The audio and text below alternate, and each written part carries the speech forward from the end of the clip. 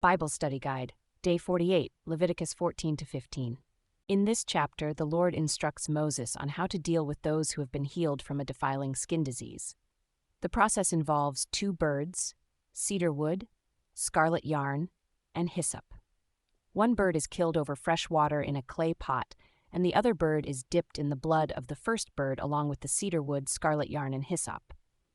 The person being cleansed then washes themselves, shaves their hair, and waits 7 days before offering sacrifices to the Lord. This ritual not only cleanses the individual physically, but it also symbolizes a spiritual cleansing from sin. Just as the bird is killed and its blood is used for purification, Jesus was sacrificed on the cross for our sins, and his blood cleanses us from all unrighteousness. Through this act, we are made new and pure in the eyes of God. The Lord also instructs Moses on how to deal with houses that have been contaminated with a defiling mold. Just as with the cleansing process for individuals, this process involves 2 birds, cedar wood, scarlet yarn, and hyssop. The house is sprinkled with the blood of the bird that was killed over fresh water, and then it is cleansed with the other bird dipped in the blood, along with the cedar wood, scarlet yarn, and hyssop. This process not only purifies the house physically, but it also symbolizes a spiritual cleansing of our hearts and minds. Our spiritual house must also be cleansed from any contamination or impurity.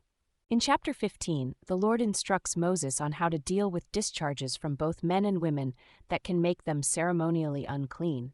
Any discharge must be washed, and the person must wait a specific amount of time before they are considered clean again. This may seem like a strange rule, but it serves as a reminder to keep our bodies clean and pure before the Lord. As believers, it is important for us to regularly examine our hearts and minds, making sure that we are keeping ourselves pure and holy before the Lord.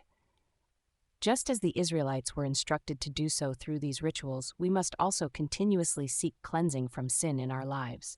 This can be done through prayer, confessing our sins to God, and asking for forgiveness. Let us remember the significance of these purification rituals and strive to keep ourselves pure and holy before the Lord, living in a way that brings honor and glory to his name. Thanks for watching. If you enjoyed this video, please don't forget to like, comment, and subscribe to help us spread the word. God bless you.